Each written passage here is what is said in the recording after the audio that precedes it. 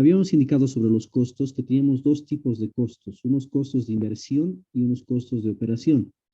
Entre estos costos de inversión, habíamos señalado de que podrían haber costos de activos fijos o activos nominales y costos para la financiación de capital de trabajo, ¿no? Entonces, estos activos fijos se están refiriendo a los desembolsos que se necesitan para la compra de terrenos, edificios, infraestructura física que se pueda necesitar.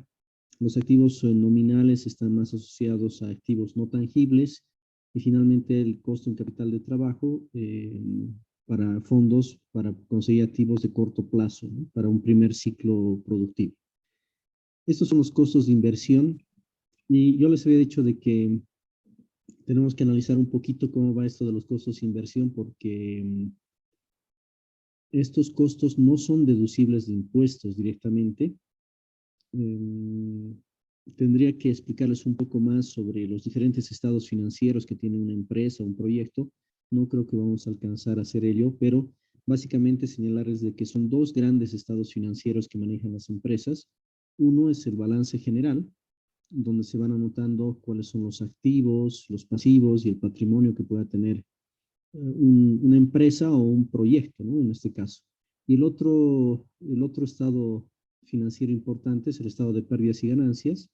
Fruto de este estado de pérdidas y ganancias, entonces se puede saber si un proyecto, si una empresa durante una gestión en particular ha tenido utilidades o no. Las utilidades obviamente van a ser la diferencia entre las ganancias menos las pérdidas. Y como ustedes saben, en nuestra legislación impositiva en Bolivia, se tiene un impuesto a las utilidades de las empresas. Vale decir que si una empresa ha generado utilidades, entonces debe hacer un pago de un impuesto que se llama justamente el impuesto a las utilidades de las empresas y tiene una alícuota, es decir, un porcentaje equivalente al 25% de esas utilidades. Si es que le ha ido mal a la empresa y sus utilidades son negativas, o sea, no ha tenido utilidades sino más bien pérdidas, por eso se llama el estado de pérdidas y ganancias, evidentemente no tiene por qué pagar impuestos, ¿no? Ya que no ha generado utilidades.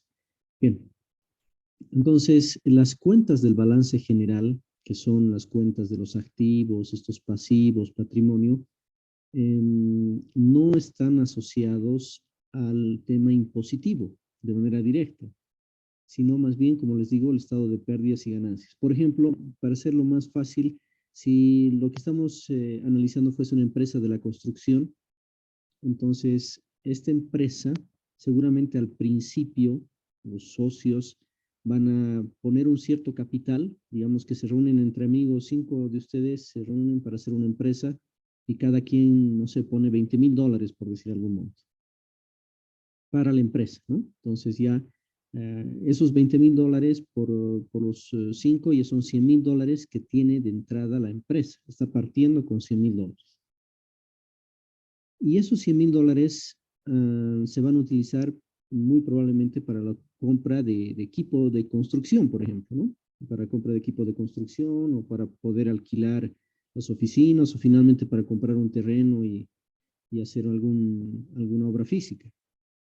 En todo caso, al ustedes utilizar, o a la empresa o el proyecto al utilizar esos fondos, en realidad no está generando ninguna pérdida o ganancia para la empresa, ¿no? Si nosotros teníamos antes un activo que era, digamos, una cuenta de $100,000 de la empresa, ¿no? En el banco, y ahora lo que hemos hecho ha sido comprar con eso maquinaria de construcción.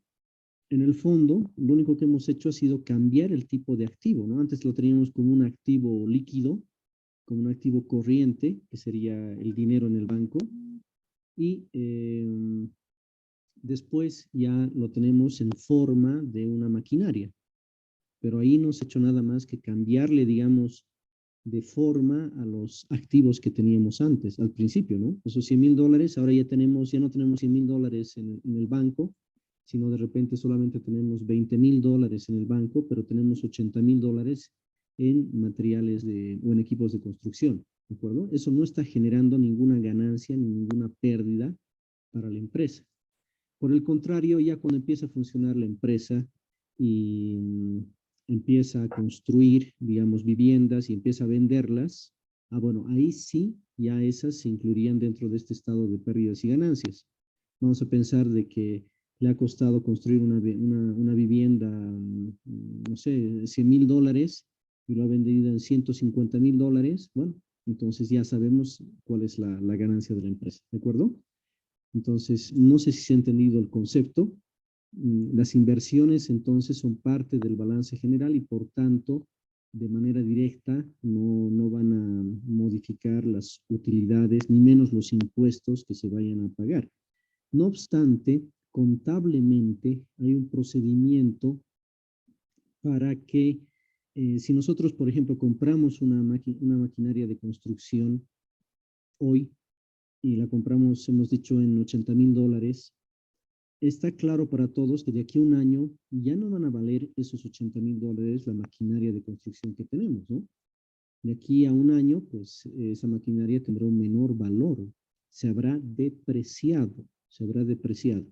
Entonces, existe un mecanismo que va a permitir reducir el pago de impuestos por efecto de esta depreciación, con el objetivo de que en el futuro esos impuestos que no vayamos a pagar, ya vamos a ver la forma, el mecanismo, puedan constituir una base con la cual nosotros podamos renovar el equipo que habíamos utilizado. Imagínense que tenemos una maquinaria, no sé, una hormigonera y tenemos, le vamos a poner, digamos, 8 años de vida útil. Eso ya está reglamentado, ¿no? Lo vamos a ver más adelante.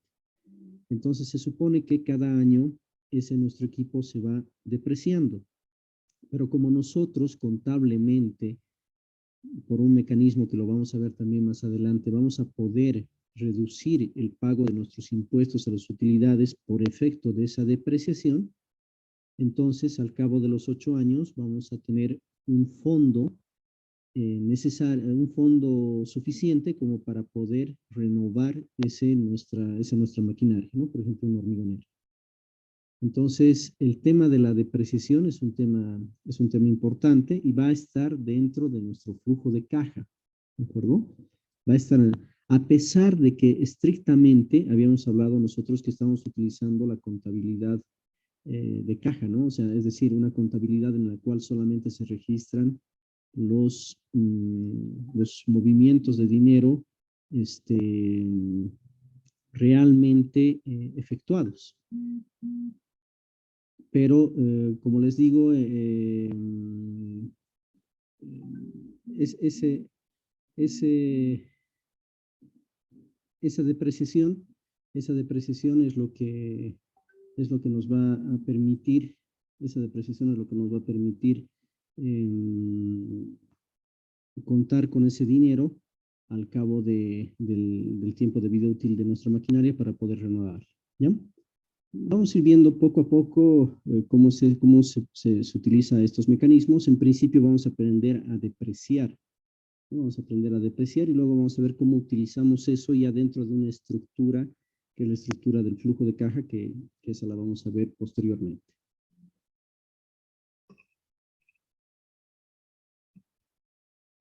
Los otros costos son los costos de operación. Estos sí consisten en desembolsos para insumos o otros rubros necesarios para el ciclo productivo del proyecto, ¿no? Si estamos en una empresa constructora, pues nuestros costos de operación podrían estar asociados a la compra de materiales de construcción, por ejemplo, o al pago de la mano de obra, ¿no? Entonces son costos que realmente van dentro del giro del negocio que estemos realizando o dentro del giro del proyecto que estemos analizando.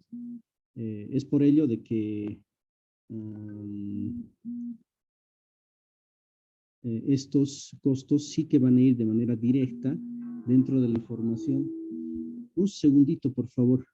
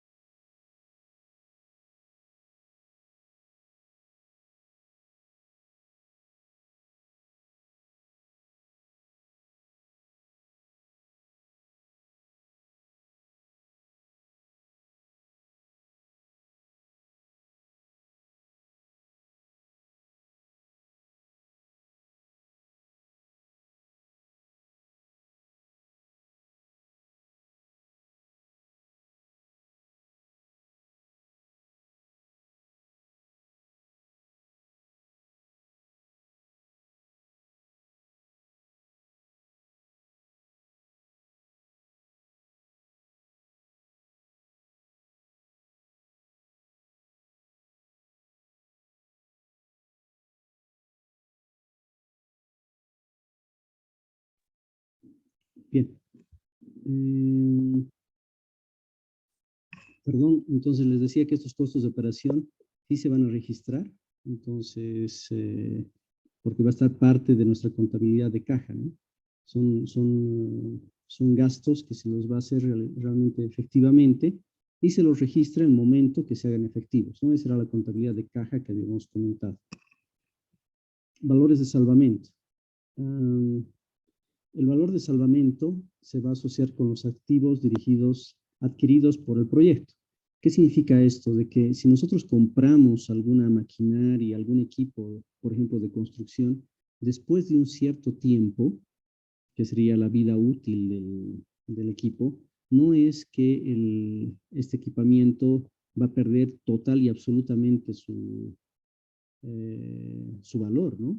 Es probable que podamos venderlo por algún precio que sería el precio de mercado en ese momento, ¿no? Eso sería el precio real. Entonces, lo que se hace generalmente es darle un cierto valor a ese valor de salvamento para poder tomar en cuenta la realidad de que de alguna manera vamos a recuperar algo de la inversión, ¿no? Imagínense que se ha comprado una camioneta y por más que tenga una vida útil, pongámosle de 15 años, es muy probable que al cabo de esos 15 años se pueda vender la camioneta por un precio, por supuesto un porcentaje de su precio original, pero no es que la camioneta va a tener valor cero, ¿no? Entonces, se podría tomar en cuenta en algunos casos ese valor de salvamento. Bien, ¿cómo podemos determinar el valor de salvamento para diferentes periodos de tiempo, ¿no?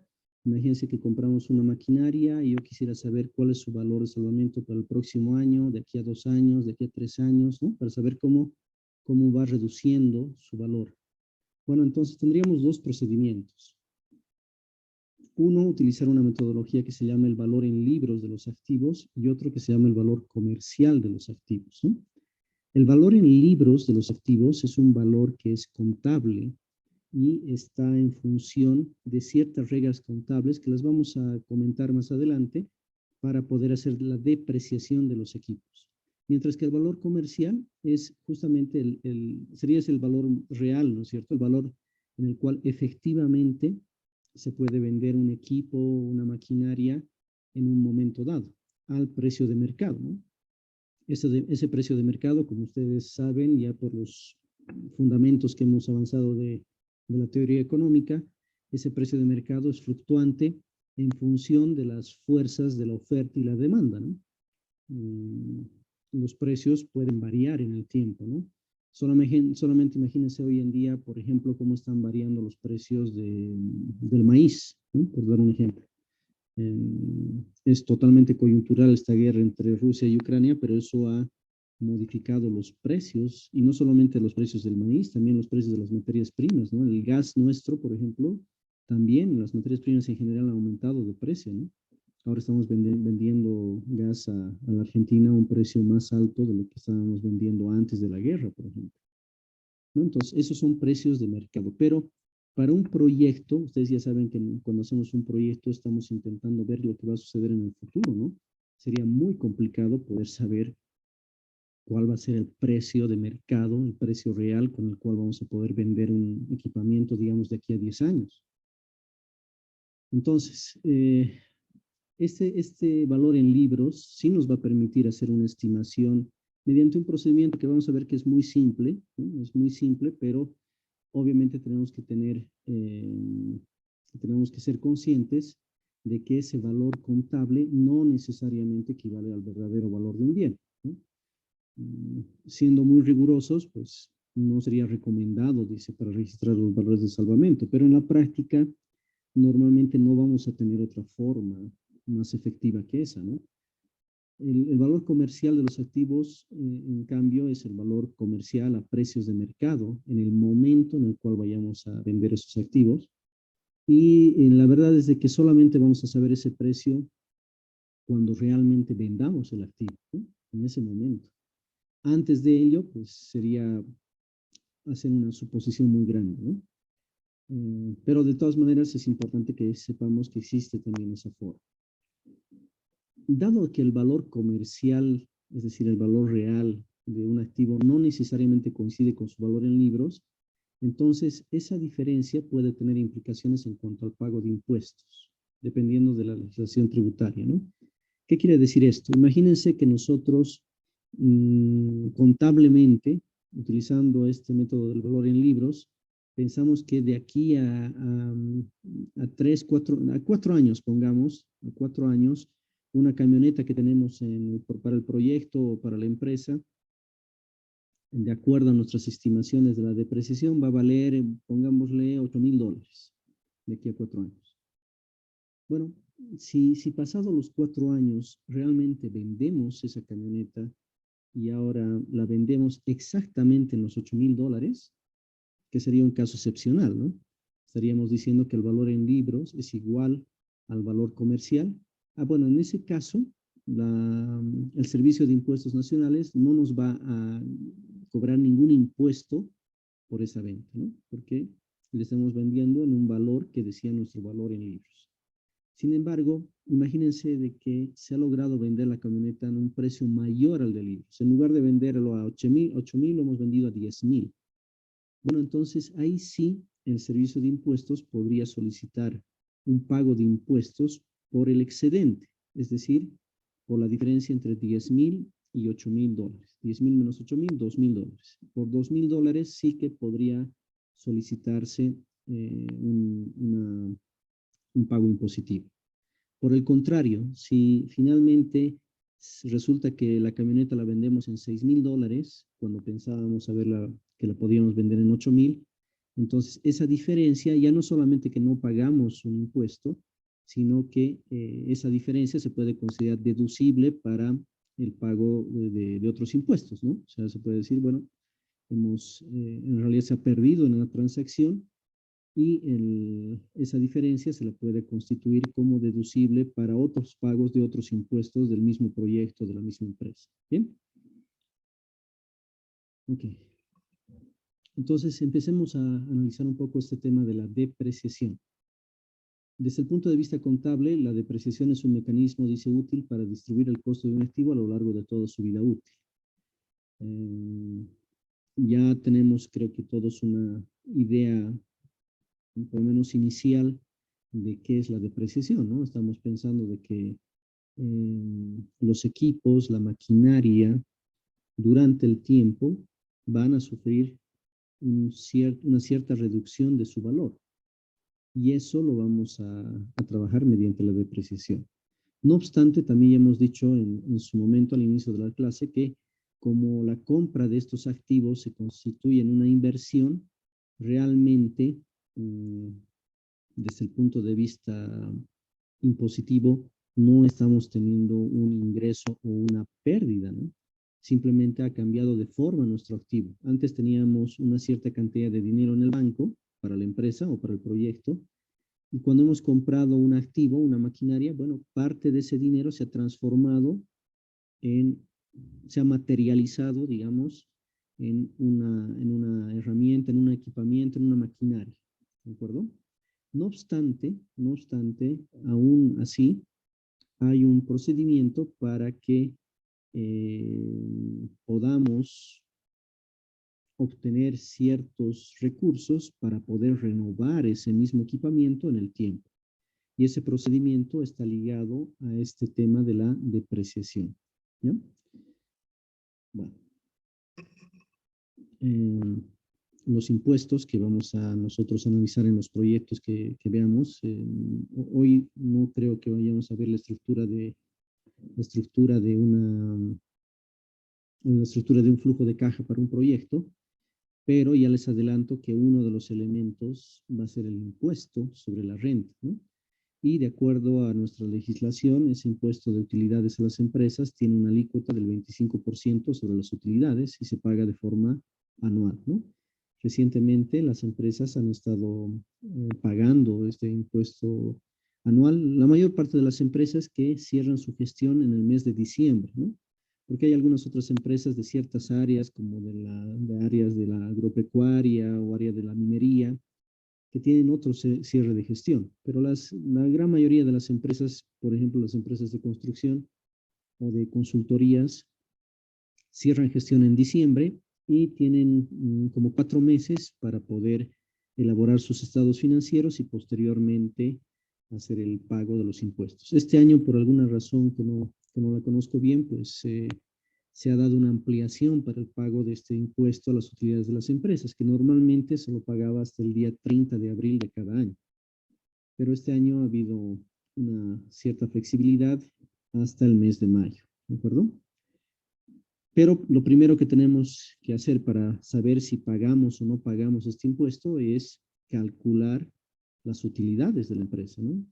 Hacer esa diferencia entre los ingresos y los egresos. Si estos ingresos son mayores que los egresos, significa que hay utilidades y se debe pagar una alícuota una alícuota de 25% respecto de esas utilidades. ¿Bien?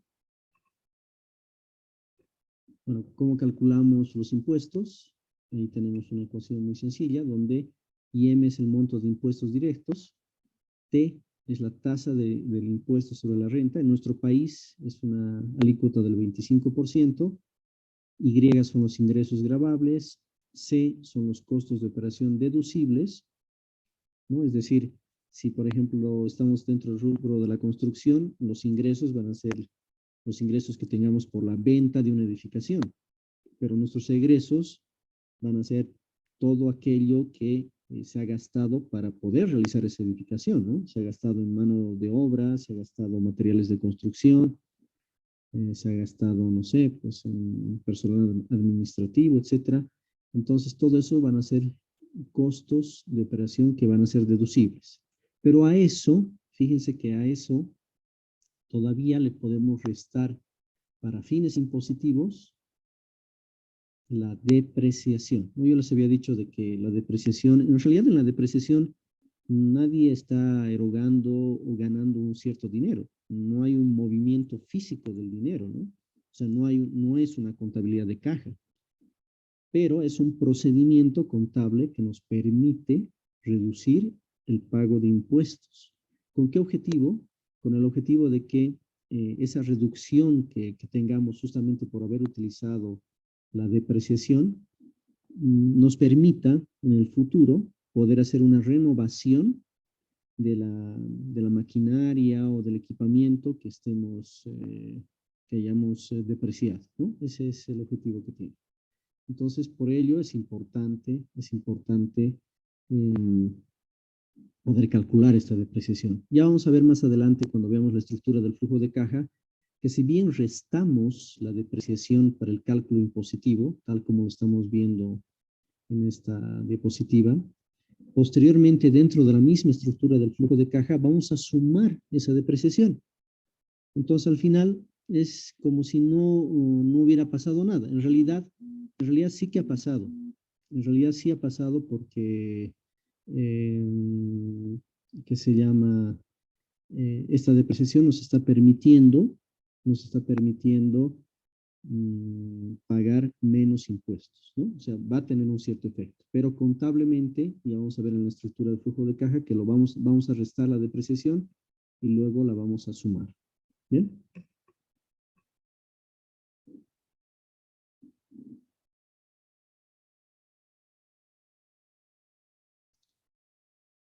El monto de impuestos directos se agrega, dice, a los costos de operación e inversión para la conformación del flujo de caja.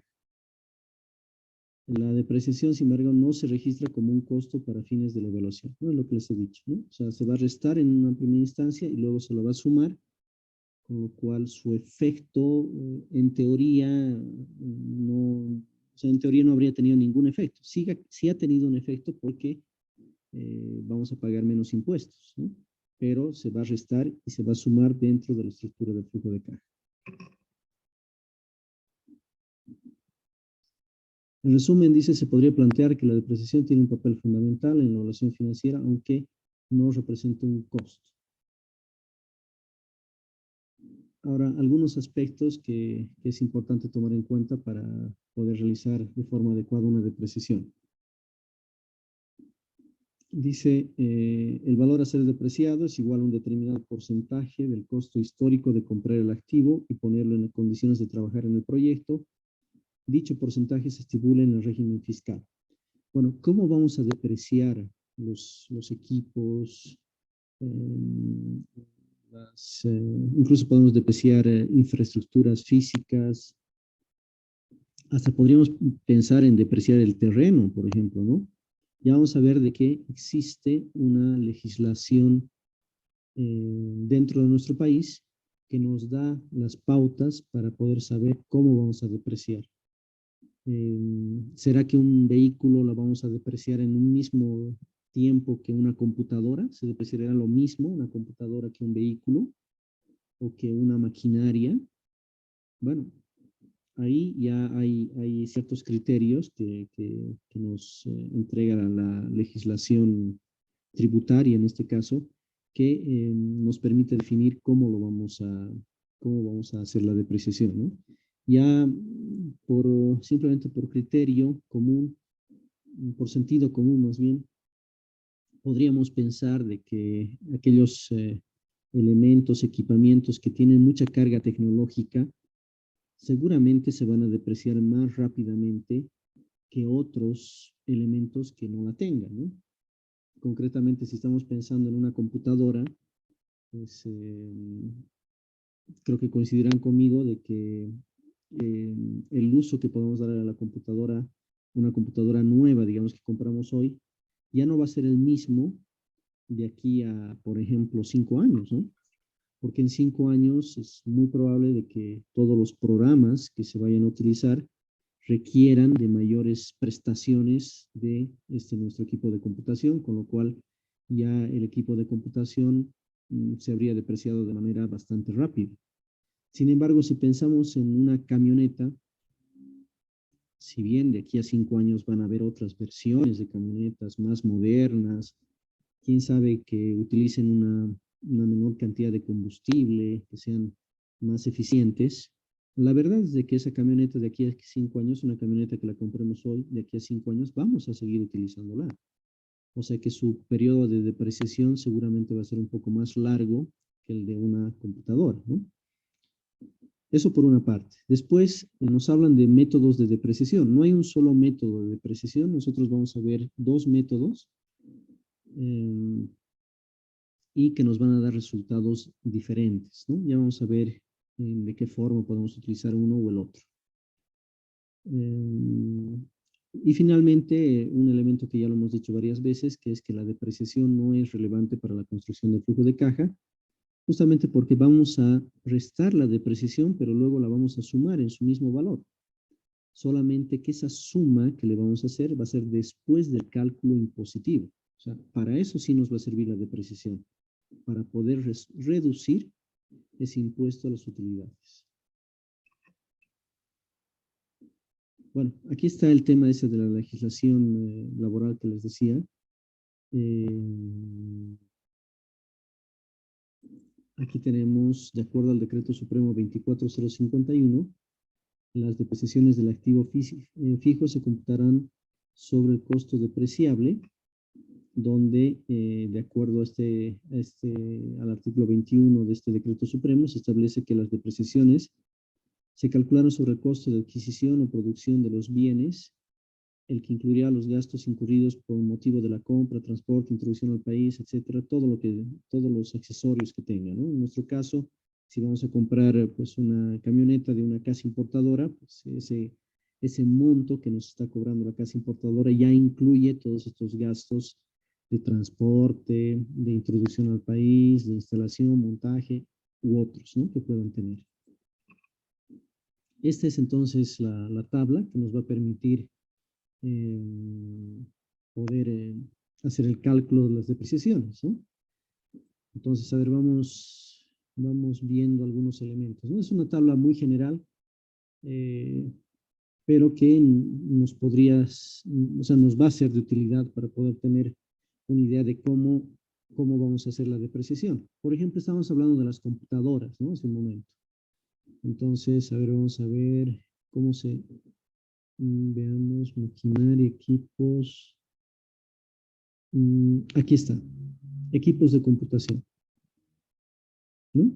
En un equipo de computación, entonces, fíjense que la vida útil que le vamos a dar es de 4 años. Ya habíamos pensado de que tenía que ser un valor relativamente pequeño, ¿no? 4 años, lo que significa que lo vamos a depreciar a una tasa de un 25% cada año. Ahora, ya va a depender también del caso si nosotros pensamos que este equipo de computación, su valor de salvamento va a ser cero. En otras palabras, que al cabo de los 4 años no vamos a poder recuperar nada de ese equipo de computación. La realidad creo que nos muestra que por lo menos en países en vías de desarrollo como lo nuestro, pues intentamos sacarle el jugo a todo, ¿no? En otros países está claro de que tal vez antes que cumplan 4 años, ellos tienen contenedores de basura específicos para equipo de computación y lo que hacen es simplemente agarran la computadora y lo depositan en esos contenedores. O sea, ahí sí el valor de salvamento es cero, ¿no? Pero en nuestro país, pues yo pues no creo que pase eso, ¿no? En general vamos a intentar sacarle el mayor jugo posible a lo que tengamos, ¿no? Aprovechar aunque sea partes, piezas, lo que sea, ¿no? De tal manera de poder tener aunque sea un valor de salvamento mínimo. Vemos otros tipos de bienes, por ejemplo aquí, maquinaria para la construcción, ¿no? Que sería lo que nos puede interesar, pues ahí tenemos 5 años, ¿no? 5 años como vida útil y por tanto, si suponemos una depreciación lineal, sería del orden del 20%. Si tenemos edificaciones, bueno, ahí ya no podemos depreciarlas tan rápidamente, ¿no? Fíjense que tenemos que la depreciación es de 40 años, ¿no? 40 años. Por tanto, nuestra depreciación anual va a ser de 2,5%, que sería simplemente dividir el 100% o 100 entre 40, ¿no? Eso nos va a dar ese 2,5%. Y así sucesivamente para diferentes tipos de bienes, ¿no? Ahora, por alguna razón que yo desconozco, pues en algunos casos ponen cosas muy específicas, ¿no? Que, no sé, por ejemplo, aquí dice tinglados y cobertizos de metal, para diferenciarlos de los de madera, ¿no? Pero son cosas así muy específicas, ¿no? O, por ejemplo, vides, ¿no? Si estuviésemos en la industria vitivinícola, pues sí nos interesaría saber, ¿no? En cuánto tiempo se van a depreciar nuestras vides. Si, por ejemplo, estuviésemos hablando del terreno, que podría ser una inversión, no sé si ustedes lo pillan en este cuadro, ¿alguien podría decir cuál sería la vida útil de un terreno, su coeficiente de depreciación?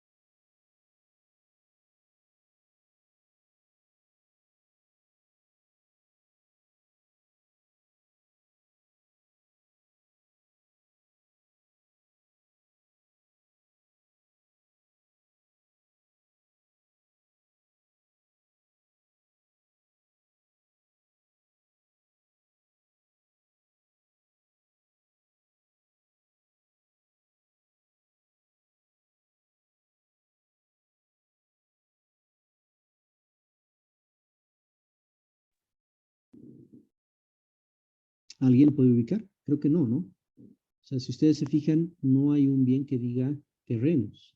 Y eso es por la sencilla razón de que un terreno no se deprecia. O sea, normalmente ustedes piensen, pues los terrenos en general no se deprecian, más bien se aprecian, ¿no? Con el tiempo, no es que un terreno va perdiendo de valor, no es lo mismo que una casa, por ejemplo, ¿no? Que una casa, ahí sí seguramente va a ir perdiendo de valor en el tiempo. Pero un terreno, especialmente si es en zona urbana, lo normal es de que más bien vaya aumentando su valor. Así que no vamos a depreciar terrenos, ¿ya? Tomen en cuenta eso. Bien.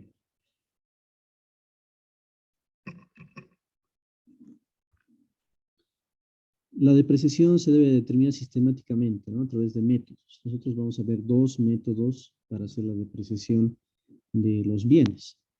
El más sencillo es el denominado el método de la línea recta, ¿no? Que en ese caso, una recta tiene un comportamiento lineal. En otras palabras, la depreciación va a ser constante a lo largo del tiempo, ¿de acuerdo? Hay otro método de depreciación que también lo vamos a ver, que se llama el método de la suma de los dígitos, que, bueno, ahí sí la depreciación no es constante en el tiempo. Al principio vamos a depreciar de mayor forma nuestro bien y al final pues el porcentaje de depreciación va a ser menor.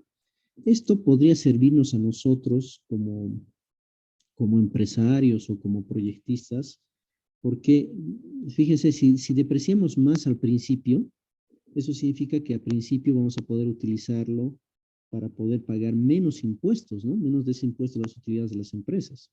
Ya después se va a ir compensando porque va pasando los años y vamos a tener que pagar un impuesto mayor. Pero lo que es normal es que cuando uno hace una empresa, cuando uno hace un proyecto, pues los primeros años son los más difíciles, ¿no? Porque se ha realizado una inversión y claro, los inversionistas quieren recuperar lo más antes posible esas inversiones.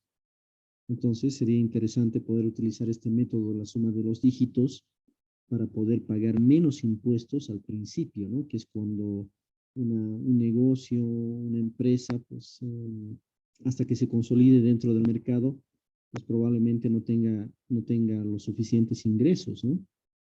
Así que podría ser una ayuda. No obstante, la legislación nuestra boliviana solamente acepta el método de la línea recta, ¿de acuerdo? Salvo algunas excepciones. Eh, Ahí dice, ¿no? Aquí, en el caso de que la empresa desee depreciar sus activos de una manera distinta, por ejemplo, utilizando el método de la suma de los dígitos, podrá solicitar ante la administración tributaria, en nuestro caso ante el Servicio de Impuestos Nacionales, la autorización respectiva con 20 días hábiles de anticipación a la fecha de cierre de los estados financieros. Ya les decía, en la mayoría de los casos, incluido el sector de la construcción, pues la gestión se cierra el 31 de diciembre. Entonces, digamos, finalizando el mes de noviembre, ya se tendría que hacer una solicitud formal al Servicio de Impuestos Nacionales para poder efectuar la depreciación de otra manera, ya que esa depreciación se va a ver reflejada después en los estados financieros, específicamente en el estado financiero de pérdidas y ganancias, lo cual va a modificar las utilidades que vaya a generar la empresa y por tanto los impuestos. ¿Ok? Entonces, el método por defecto que se tiene en la legislación boliviana es el método de la línea recta, ese método lineal que lo vamos a ver. Y es el más sencillo. ¿Cuáles son los parámetros que vamos a utilizar para hacer estos cálculos? Serían los siguientes. BD va a ser el valor por depreciar. N, el número de años o periodo de depreciación del activo, que eso lo vamos a obtener de acuerdo a ese decreto supremo, ¿no? Esa tabla que hemos visto hace un momento. U, que lo vamos a utilizar en el método de la suma de los dígitos, es el año en el que se inicia la depreciación. D sub T, la depreciación en el año T, y BL de T, valor en libros en el año T del activo a ser depreciado. Veamos el más sencillo. El más sencillo va a ser el método de depreciación por el método de la línea recta. Es un método de depreciación lineal. Ya como ustedes supondrán, es tan sencillo como de dividir el valor a depreciar, ¿sí? El valor a depreciar entre el número de años en los cuales vamos a realizar esa depreciación. Ese valor a depreciar pues, va a ser seguramente el valor de compra, ¿no? De adquisición de ese bien. Por otra parte, para el método de la suma de dígitos tenemos una ecuación que es un poquito más complicada, pero tampoco es difícil.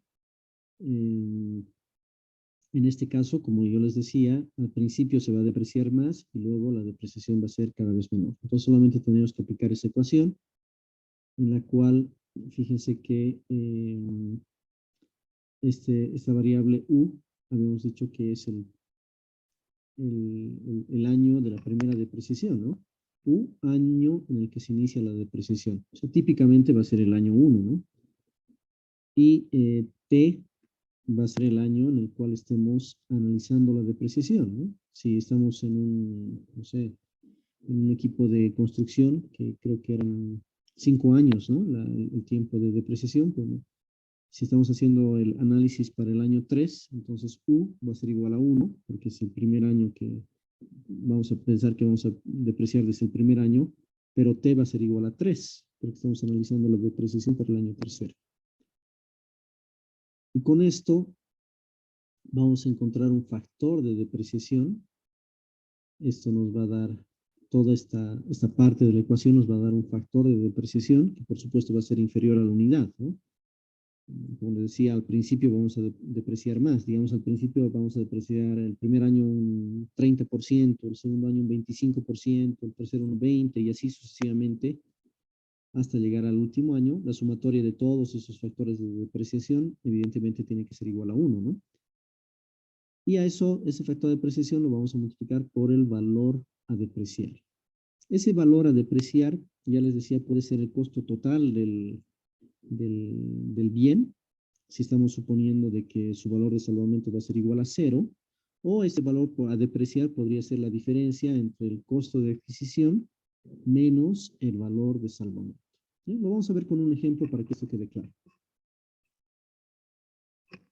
Dice así, se desea efectuar la depreciación de un equipo de computación cuyo costo al momento de la compra fue de 44,000 bolivianos. ¿No? Imaginemos que nos hemos comprado todo un equipo de computación, seguramente una muy buena computadora con sus impresoras, su escáner, bueno, todo lo relacionado, nos ha costado 44,000 bolivianos. Queremos depreciarlo utilizando el método de la línea recta y el método de la suma de dígitos. Bien, de acuerdo al decreto supremo que acabamos de ver, sabemos que para equipos de computación, contablemente, ¿no? Contablemente, la vida útil era de 4 años. Okay. Entonces, siendo así, pues podríamos haber dicho, valor por depreciar son 44,000 bolivianos, lo cual nos está indicando de que vamos a depreciar en su integridad, ¿no? Al finalizar esos 4 años, el valor de salvamento va a ser nulo, no lo vamos a poder vender en nada, ¿no? O sea, como si estuviésemos en un país desarrollado y botamos nuestra máquina a la basura, ¿no? Por eso ahí está 0 de valor en libros en el 4.º año, ¿ok? No tenemos ese valor de salvamento final, pues va a ser nulo. ¿Cómo hacemos el cálculo? Tan sencillo como dividir ese valor por depreciar, los 44,000 entre 4, y tendríamos que la depreciación va a ser de 11,000 bolivianos cada año. Aquí están esos valores de depreciación parcial, y aquí estarían los valores acumulados, ¿no? Y aquí, para construir esta tabla, pues muy sencillo, o bien podemos realizar este cálculo restando, ¿no? Digamos, valor en libros menos la depreciación, menos la depreciación, menos la depreciación, y hasta ahí, hasta llegar a 0. O la otra manera también podría ser valor en libros menos la depreciación acumulada, valor en libros menos la depreciación acumulada, valor en libros menos la depreciación acumulada, y así, ¿no? El resultado es exactamente el mismo, ¿de acuerdo? Entonces, esta es la depreciación lineal. Si estuviésemos en un proyecto y quisiésemos saber cuál sería el valor de salvamento en el año 2 de nuestro equipo de computación, pues diríamos, de acuerdo a esta tabla, para el año 2, el valor de salvamento sería de 22,000 bolivianos, ¿no? Eso es lo que en teoría podría vender mi equipo de computación después de 2 años. Nadie nos asegura que esto sea lineal, ¿no? Nadie nos asegura que esto sea lineal. Es probable de que a los 2 años, pues quisiéramos venderlo y en lugar de 22,000 bolivianos recibamos 30,000 bolivianos. Bueno, entonces, si fuese ese el caso, 30,000 bolivianos menos los 22,000 bolivianos que tenemos en valor en libro, tendríamos un excedente de 8,000 bolivianos. Entonces, el Servicio de Impuestos Nacionales no podría, sino va a solicitarnos de que paguemos un impuesto por ese excedente. Pero podría ser al revés, que en lugar de venderlo en 22,000 bolivianos el año 2, lo vendamos solo en 10,000. En ese caso, no solamente que no vamos a pagar ningún impuesto, porque la diferencia sale negativa, ¿no?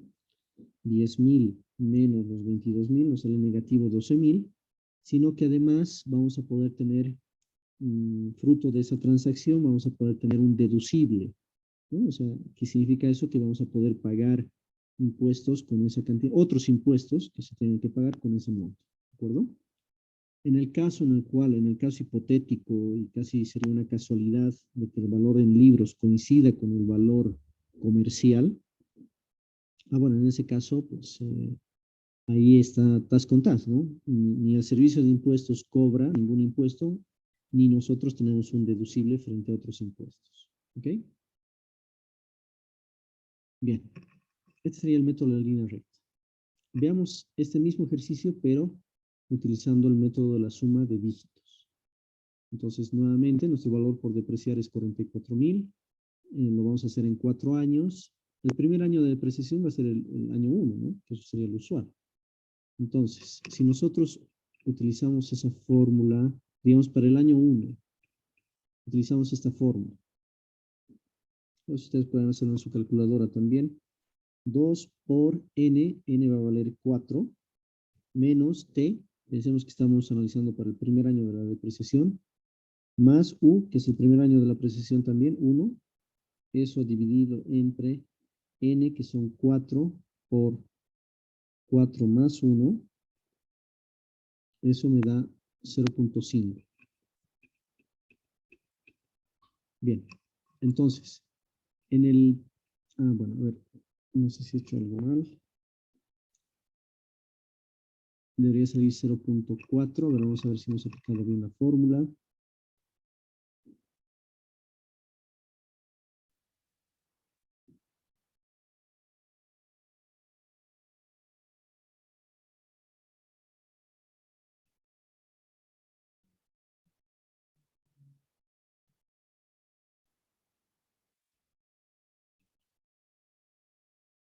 Creo que he reemplazado mal los datos.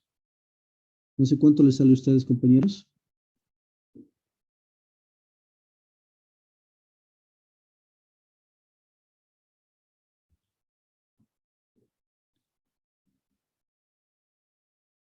A ver si es que hay alguien todavía ahí.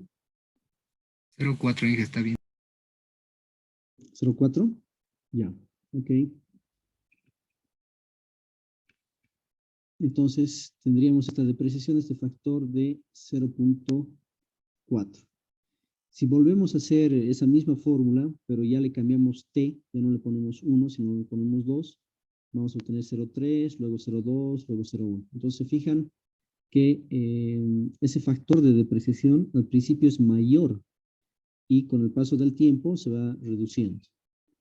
Entonces yo les decía, eso nos convendría a nosotros como empresarios, si fuese este un proyecto de una empresa privada, pues seguro que nos conviene, porque si es mayor el factor de depreciación al principio, entonces evidentemente la depreciación ya no es lineal, ¿no? Sino que va siendo mayor al principio y luego va a ir reduciéndose. ¿Cómo sacamos esta depreciación parcial? Pues lo único que tenemos que hacer es multiplicar nuestro valor a depreciar por ese factor de depreciación, ¿no?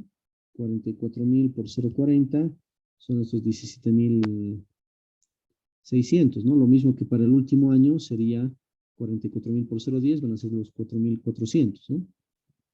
Entonces, ¿por qué me conviene tener al principio mayor depreciación? Fíjense que aquí al principio voy a tener 26.400, porque ya hemos dicho que cuando calculemos el impuesto va a ser igual a la alícuota, que, que en este caso, en el caso boliviano, es de 25% para el impuesto a las utilidades de las empresas, multiplicado por los ingresos menos los gastos, ingresos operativos, menos gastos operativos y menos la depreciación. Así que vamos a poder pagar menos impuestos, ¿sí? Pero obviamente esto no es por defecto, sino, ya hemos comentado, de que hay que solicitarlo a la administración tributaria para que nos permitan hacer el uso del método de la suma de dígitos, por ejemplo, ya que el método por defecto siempre va a ser el método lineal. Bien. Podríamos ver otro ejemplo. En este caso dice se puede asignar un valor de salvamento al activo fijo, ¿no? Un valor de salvamento final, con lo cual el valor por depreciar ya no va a ser el costo del activo fijo, sino va a ser ese costo menos el valor de salvamento. Por ejemplo, imagínense que en el anterior ejercicio, vamos a pensar que al cabo de los 4 años, las piezas de nuestra computadora las vamos a poder vender en un valor de 4.000 bolivianos. En ese caso, si estamos utilizando el método de la línea recta, nuestro costo del activo era 44.000, era en 4 años, pero tenemos un valor de salvamento de 4.000. Por tanto, nuestro valor a depreciar va a ser la diferencia entre este valor del activo fijo menos el valor de salvamento. Así que nuestros cálculos los vamos a realizar en base a estos 40.000 bolivianos, ya no en base a 44.000. Evidentemente, si dividimos 40.000 entre 4, nos va a salir a 10.000 y nuestra depreciación parcial de cada año va a ser igual a 10.000 bolivianos. ¿Cómo sé si hemos hecho bien en el ejercicio? Pues una vez que yo llene esta tabla de depreciación, evidentemente mi valor al finalizar los 4 años tiene que ser exactamente el mismo, ¿sí?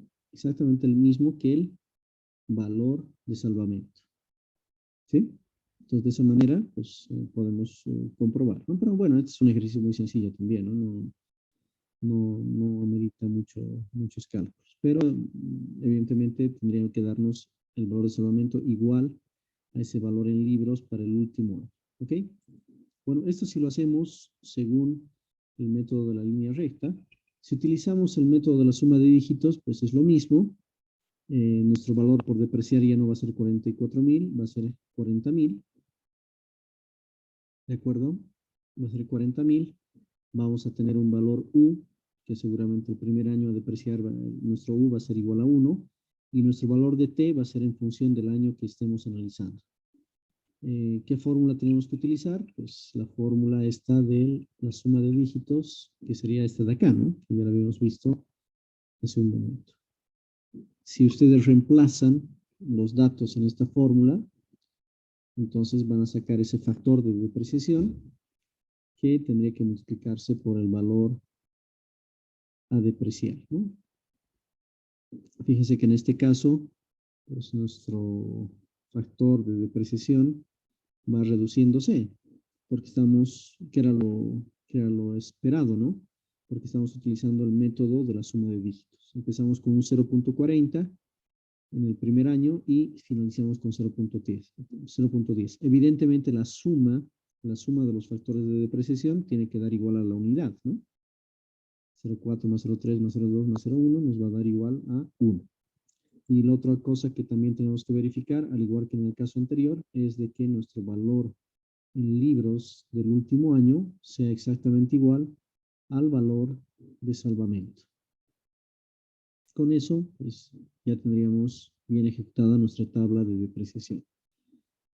Si estamos en un proyecto, y eso lo vamos a ver más adelante, ¿no? Si estamos en un proyecto, pues vamos a tener que calcular las depreciaciones para cada año, cada vez que queramos hacer el cálculo del impuesto, ¿no? Y para ello vamos a utilizar esta columna donde están las depreciaciones parciales, ¿no? Entonces, al principio, como hemos señalado, las depreciaciones son más altas que al final, si estamos utilizando el método de la suma de los dígitos, y si estamos utilizando el método de la línea recta, pues no, esa depreciación parcial va a ser constante. ¿De acuerdo? Bien. Ok. Hasta aquí, ¿alguna consulta, alguna duda, algo que no esté claro?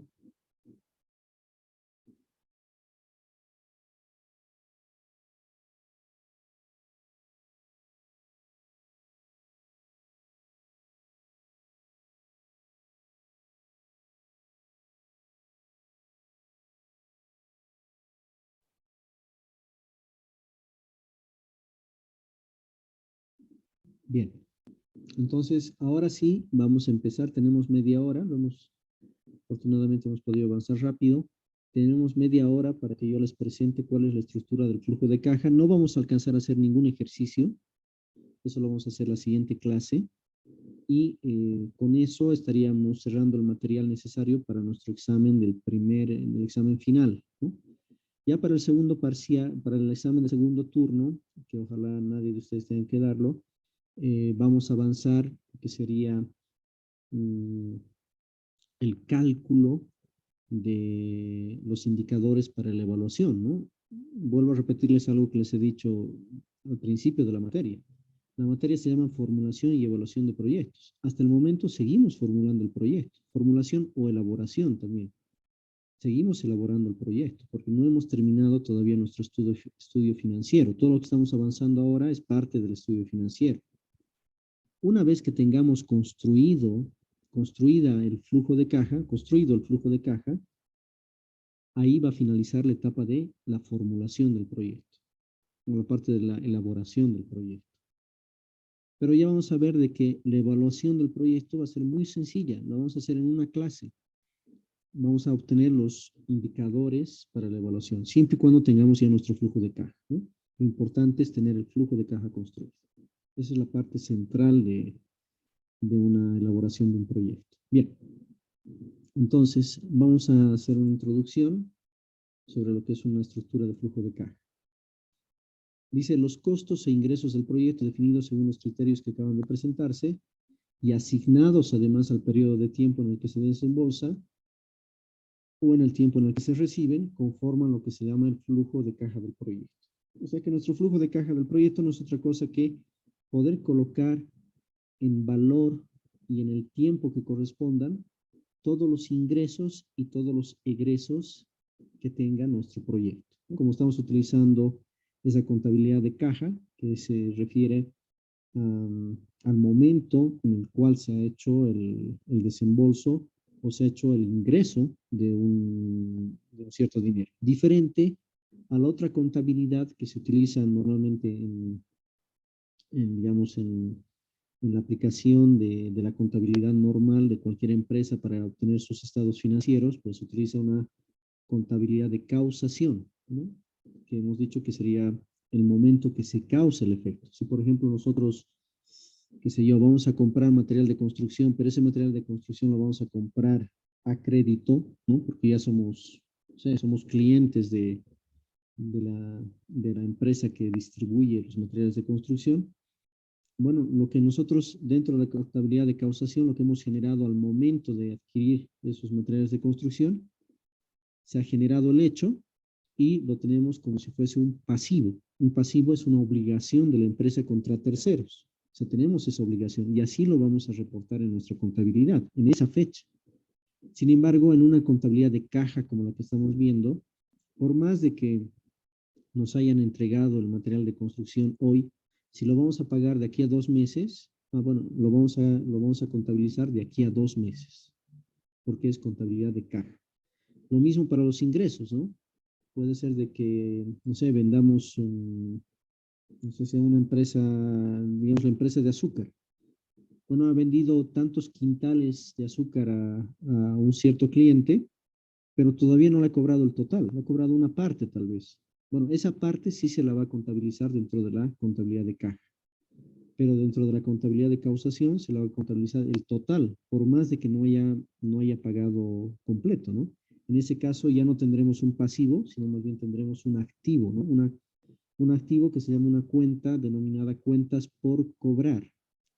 En el anterior caso era cuentas por pagar. Todo esto que les estoy contando ya es parte más bien de un análisis contable, ¿no? No lo vamos a ver en profundidad, simplemente quería darles un ejemplo para que recuerden que nosotros estamos trabajando con la contabilidad de caja, o sea, en el momento en el que se desembolsan o en el momento en que se reciben los fondos, ¿ok?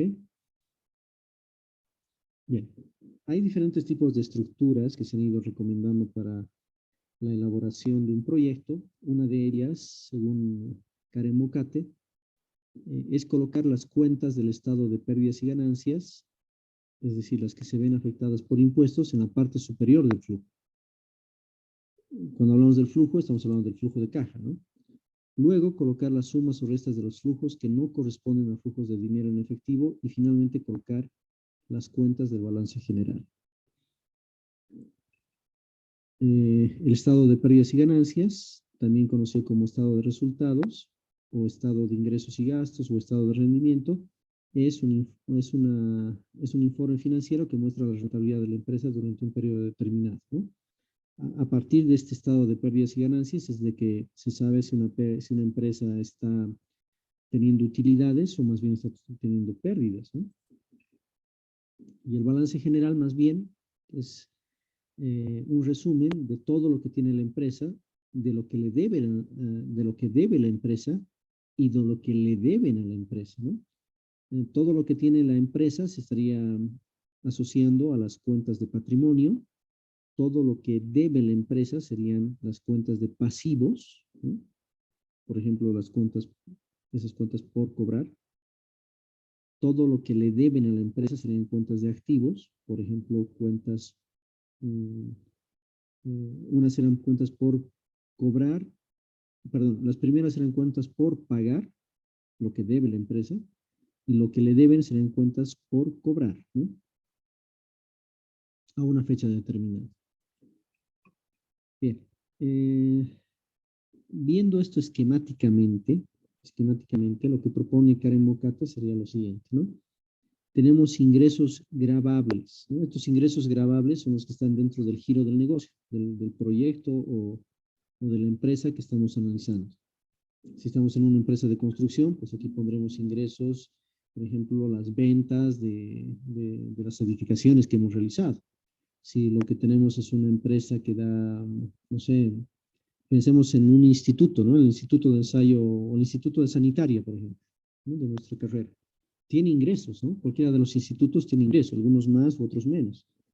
Si hacen, no sé, pues consultorías, por ejemplo, en el Instituto de Sanitaria, o si vende servicios de laboratorio, son ingresos gravables, porque están dentro del giro del negocio. A esto le vamos a reducir los costos deducibles. Los costos deducibles directos serían, por ejemplo, en el caso del laboratorio del Instituto de Sanitaria, todos los insumos que se necesitan para realizar estos ensayos, ¿no? Todos los reactivos que se van a utilizar, pues ahí estaría dentro de sus costos deducibles. Y además, estaríamos incluyendo la depreciación, ¿no? El instituto tiene unos equipos, unos equipamientos que con el tiempo se van depreciando. Entonces, aquí los incluimos.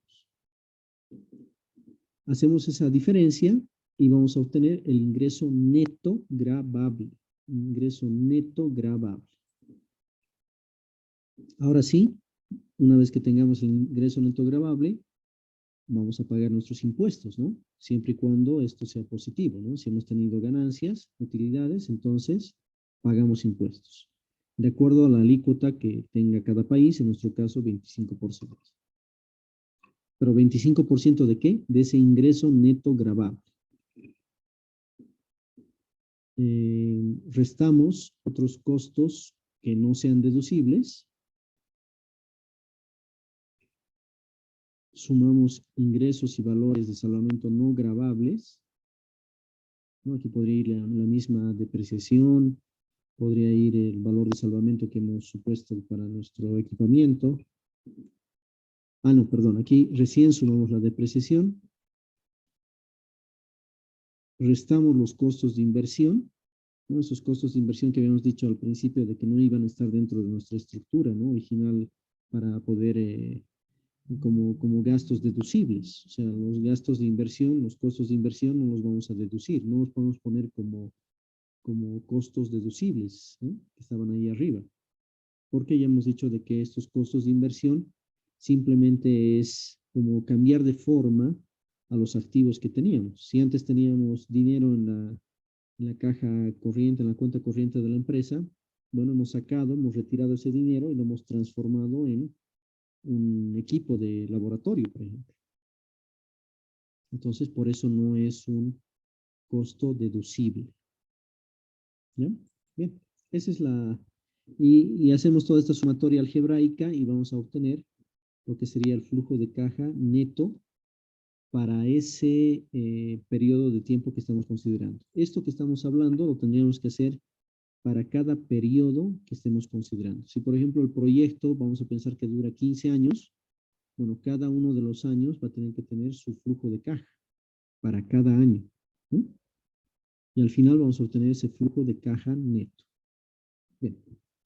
Una estructura parecida, no igual, pero muy parecida, que es la que vamos a utilizar en nuestra materia, es el flujo de caja, o la estructura de flujo de caja propuesto por el profesor Nasir Sapak Chaim y el profesor Reinaldo, bueno, son hermanos, ¿no? Reinaldo Sapak y Nasir Sapak son dos autores chilenos, Karen Mocate es más bien de Colombia, y bueno, lo que nos propone estos autores, que ustedes lo tienen también, creo recordar, dentro del material, ¿no? Dentro del material en PDF, tienen el libro de los profesores Sapak Chaim, nos propone lo siguiente.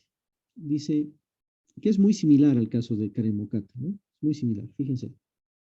Dice ingresos, afectos e impuestos. ¿Cuáles son los ingresos, afectos e impuestos? Todos aquellos ingresos que están dentro del giro del negocio o de la empresa o del proyecto. Volvemos al Instituto de Sanitaria, bueno, o al Instituto de Materiales, o al Instituto de Hidráulica, o al de Vías, todos tienen la misma estructura, ¿no? Ingresos, efectos, impuestos. Bueno, sumamos todos esos ingresos que están dentro del giro del negocio, de la empresa o del proyecto.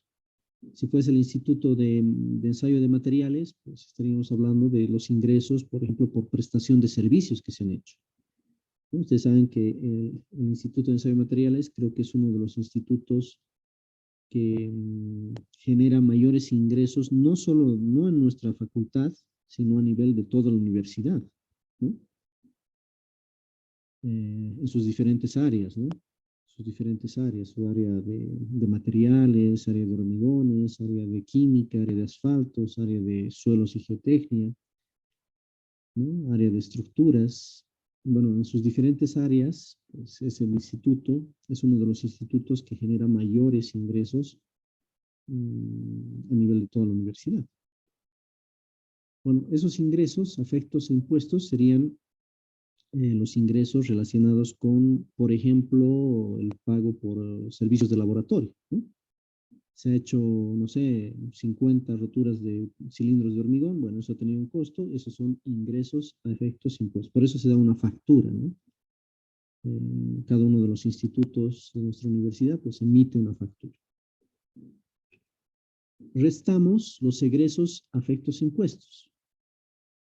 Bueno, si estábamos haciendo un ensayo de laboratorio, ¿no? De repente estábamos haciendo un ensayo de durabilidad de sulfato de sodio. Bueno, tenemos que comprar el sulfato de sodio. El instituto tiene que comprar el sulfato de sodio, es un reactivo, ¿no? Entonces, vamos a ponerlo como un egreso afecto impuestos. Se va a tener que pagar al personal de laboratorio, ¿no? Personal de laboratorio que ha estado haciendo el docente investigador, hay que pagar auxiliar de investigación, o laboratoristas, personal de laboratorio, etcétera. Esos van a ser egresos, afectos e impuestos. Son todos aquellos que aumentan o disminuyen la utilidad contable de la empresa. Creo que esa es la mejor definición, ¿no? Todo lo que va a aumentar o reducir la utilidad contable de la empresa. Si nosotros cobramos por hacer servicios de laboratorio, bueno, eso está aumentando nuestra utilidad. Y si nosotros estamos pagando por reactivos o pagando al personal de laboratorio, eso está reduciendo nuestra utilidad contable. ¿Bien? Pues ahí creo que está muy sencillo, ¿no? Luego, restamos gastos no desembolsables. ¿Qué son estos gastos no desembolsables? Estos gastos que no son deducibles de tributación, ¿no? Y su nombre dice gastos que para fines de tributación son deducibles, pero que no ocasionan salidas de caja. No ocasionan salidas de caja. Hemos dicho que, por ejemplo, la depreciación no es que nosotros cada vez que estamos depreciando hay algún monto que alguien está recibiendo o alguien está pagando, ¿no? No, no existe eso. Entonces, como no ocasionan salidas de caja, lo colocamos aquí como gastos no desembolsables. Pero sí es importante, parece una contradicción porque habíamos dicho que nuestra contabilidad de caja es de cuando efectivamente se está recibiendo o desembolsando fondos, ¿no? Pero esto tiene una excepción, y esa excepción es este tema de la depreciación, porque es importante el uso de la depreciación, porque ya hemos dicho de que nos va a cambiar las utilidades. Ahora, después, ya en el conjunto de la estructura, vamos a ver que así como hemos restado estos gastos no desembolsables, posteriormente los vamos a sumar con el mismo valor, ¿no? Como intentando ya eliminar este efecto.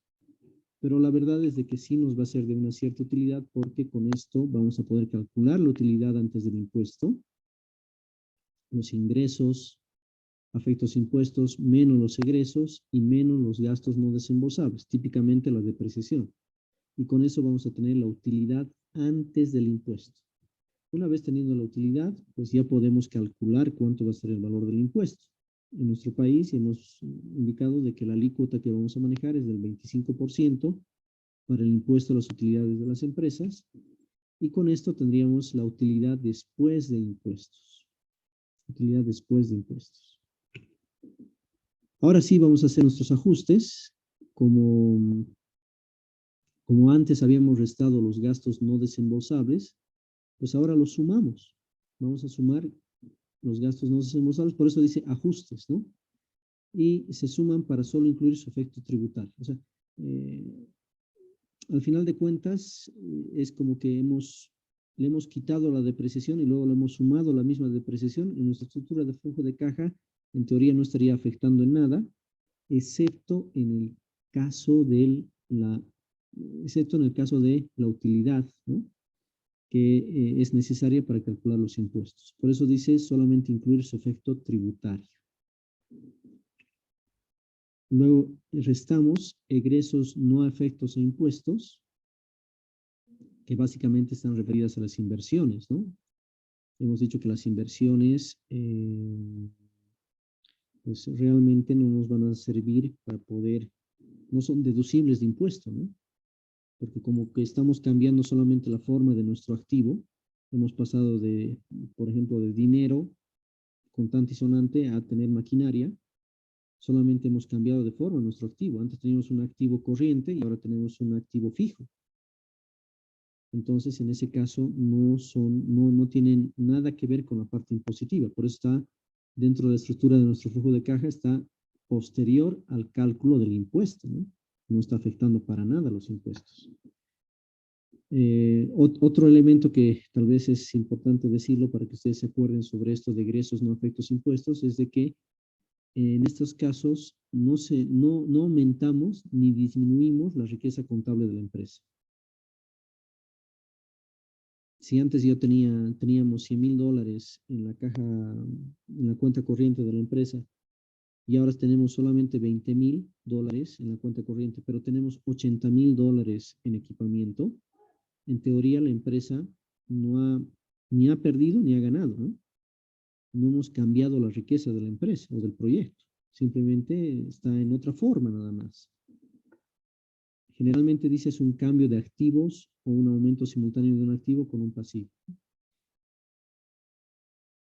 Eso significa que o bien lo hemos comprado con el dinero que nosotros teníamos, o si no nos alcanzaba, nos hemos hecho un crédito, ¿no?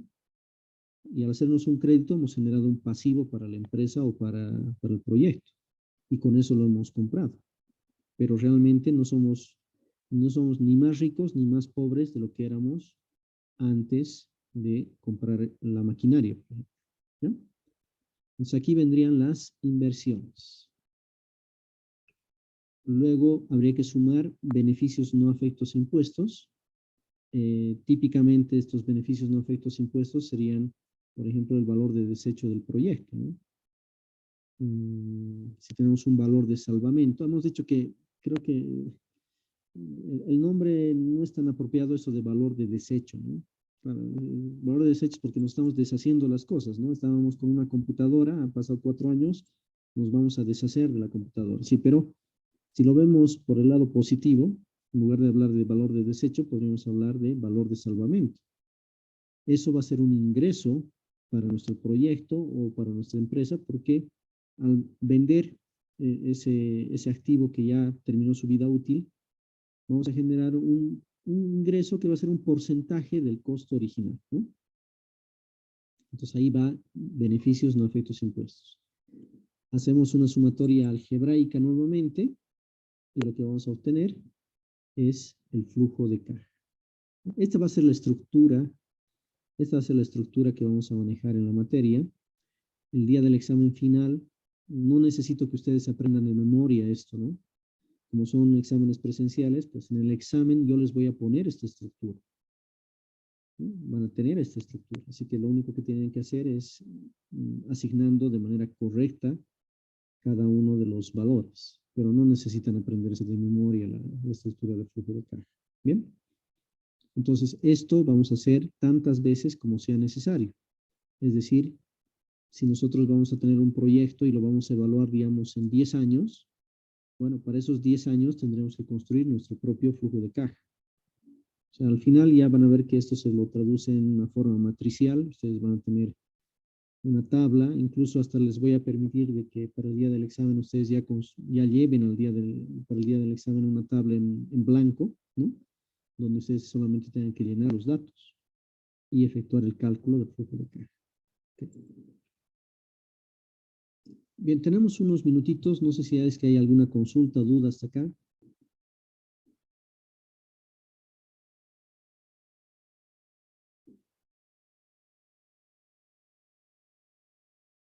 Bien, yo creo que las dudas van a surgir cuando veamos el ejercicio, ¿no? Como no tengo mucho tiempo, no vamos a poder terminar este ejercicio, pero tal vez lo que sí podemos hacer es poder leer un poco el ejercicio para ya entrar en la parte más numérica el día del examen, ¿no? O la otra opción es de que, a ver, déjenme ver si podemos tal vez analizar la otra. Hay una estructura de flujo de caja desde el punto de vista del inversionista también. Ok, tal vez podemos avanzar un poquito de teoría respecto a esto. A ver, dice así. Flujo de caja del inversionista. El flujo de caja analizado en la sección anterior, la que acabamos de ver, ¿no? Permite medir la rentabilidad de toda la inversión, porque posteriormente vamos a emplear ese flujo de caja, y hemos dicho, para hacer el cálculo de los indicadores financieros, ¿no? Que ya vamos a ver, bueno, probablemente ustedes ya lo han visto, ¿no? En la parte de JTP, cuando tengan que calcular el valor actual neto, la tasa interna de retorno, la relación beneficio-costo, todo eso está asociado al flujo de caja. Entonces, utilizando la estructura anterior, vamos a poder medir la rentabilidad de toda la inversión. Pero independientemente de dónde ha salido la inversión, ¿no?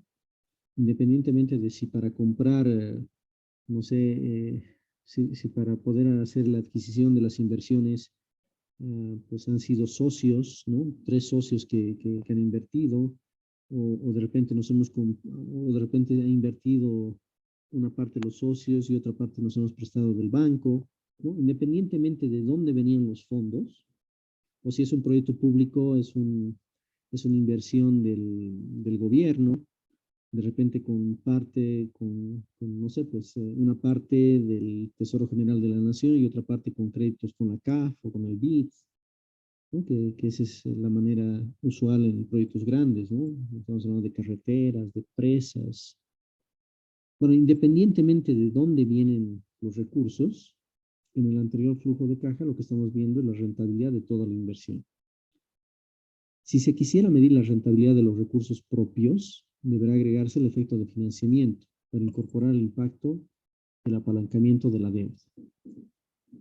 Entonces, el flujo de caja que anteriormente hemos visto también se lo denomina flujo del proyecto puro, es decir, sin financiamiento externo.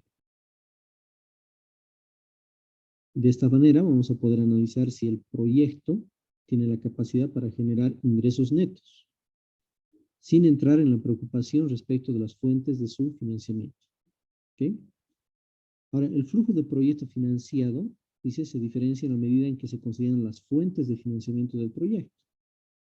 Entonces, eso significa que pues no ha sido suficiente de repente los fondos destinados por el dueño del proyecto o por los socios, sino que además hemos utilizado préstamos. Y si estamos utilizando préstamos, entonces ya sabemos que tenemos que pagar no solamente el capital que nos hemos prestado, sino además los intereses, ¿no? Por eso es que hemos aprendido en su momento estos 2 métodos de liquidación de deudas. Si ustedes se acuerdan, hemos visto el método de liquidación de deudas francés que eran a pagos constantes, ¿no? Rentas constantes, o el método de liquidación de deudas alemán, donde lo constante era la amortización al capital, ¿no?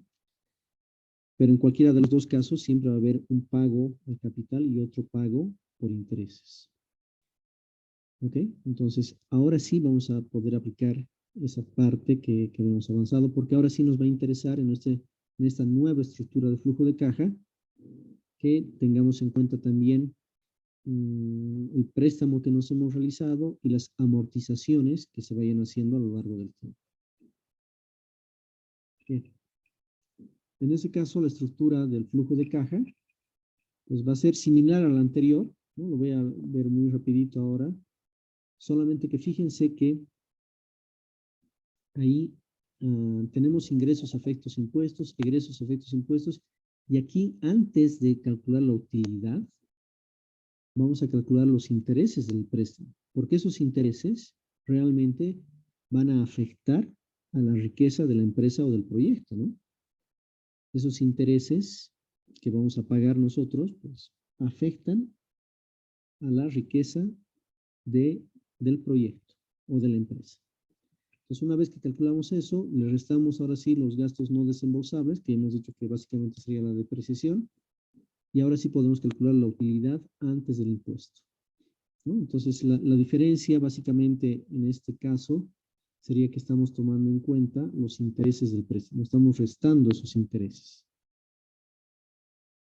porque son realmente unos egresos que va a tener para el proyecto. Luego de eso, de calcular la utilidad antes del impuesto, calculamos los impuestos, calculamos la utilidad después del impuesto, hacemos los ajustes por el tema de la depreciación, restamos los egresos no afectos a impuestos, que ya hemos dicho que eran las inversiones, básicamente. Sumamos los beneficios no afectos a impuestos, que habíamos dicho que era el valor de salvamento en general. Y aquí, fíjense que colocamos el monto que nos hemos prestado, ¿no? El valor del préstamo. En el momento que sucede, ¿no? Normalmente lo que va a suceder va a ser en el año 0, ¿no? Al principio del proyecto. Colocamos además la amortización de la deuda. Esta amortización de la deuda ya no es al principio, sino es en cada uno de los años. Bueno, seguramente nos hemos hecho una deuda por un cierto tiempo, ¿no? Entonces, para ese tiempo en el cual tenemos que pagar la deuda, pues colocamos esta amortización de la deuda. Al no constituir cambios en la riqueza de la empresa, son desembolsos no deducibles, ¿no? Porque fíjense que, evidentemente, el préstamo va a ser igual a la amortización de la deuda, ¿no? Estamos hablando de esa amortización que le hemos llamado al capital, ¿no? Recuerden que cada vez que nosotros pagamos una cuota al banco, se dividía una parte en amortización al capital y otra pago de intereses. Bueno, el pago de intereses lo tenemos ahí arriba, ¿no? En la parte superior de la estructura del flujo de caja, y en esta parte inferior sería la amortización al capital. Y ahora sí, con eso tenemos nuestro flujo de caja. Es un flujo de caja diferente, porque estamos tomando en cuenta el tema de las fuentes de financiamiento. Y aquí, bueno, vamos a hacer un ejercicio también en su momento. Bien, bueno, creo que de esta manera hemos podido aprovechar mejor, así que ahora ya solamente en la siguiente clase, que sería el próximo lunes, nos estaríamos concentrando solamente en el tema de los ejercicios, ¿ya? Esto yo les voy a confirmar también por si es que si en la carrera vamos a ser muy estrictos con la fecha, de repente no nos va a alcanzar el tiempo y voy a tener que solicitar una clase de recuperación antes del examen final, porque esta parte va a entrar para su examen final. Así que me estaría faltando una clase, ¿ya? Pero yo les voy a avisar con tiempo. Ahora, si logro que me permitan una semanita más de clases en la carrera, especialmente para el tema de colocar las notas, entonces ahí ya, bueno, lo veríamos esto, la clase que tenemos el próximo lunes. Bien, pero yo les voy avisando en el transcurrir de la semana. Muy bien, creo que con eso ya estaríamos acabando. No sé si es que hay alguna consulta o duda, algo que no haya quedado claro.